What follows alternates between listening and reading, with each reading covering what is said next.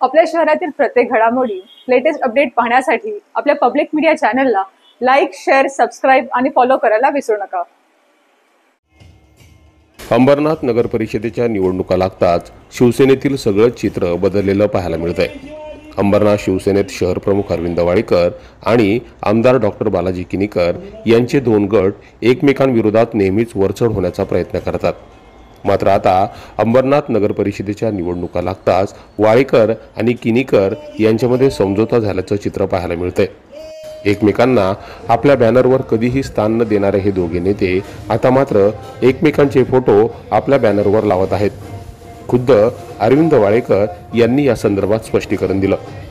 मी फक्त लांडगे साहेबांची परवानगी घेऊन एक विषय अंबरनाथ मध्ये जो नेहमीच पत्रकार बंधूंच्या देखील मनामध्ये आहे, मला काल परवा पण काही पत्रकारांनी विचारलं की अंबरनाथ मध्ये असणारी गटबाजी हा विषय अनेक पत्रकार विचारतात, तर ही गटबाजी नसून ही स्पर्धा आहे। मी आणि आमचे सर्व मित्र एकमेकांच्या विरोधामध्ये गटबाजी करत नसून कामाची स्पर्धा करतोय।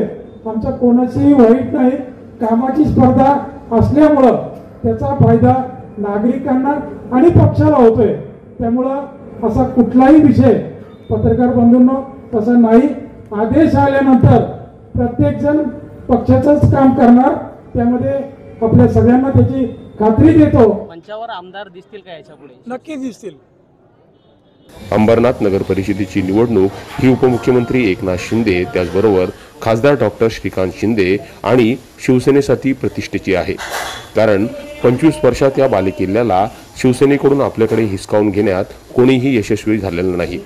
त्यामुळे अंबरनाथ नगर परिषदेवर भगवा फडकवण्यासाठी पुन्हा एकदा दोन्ही गट एकत्र आलेत। मात्र ते निवडणूक झाल्यावर एकत्र राहतील का याबाबत शंका आहे। Public media bureau report.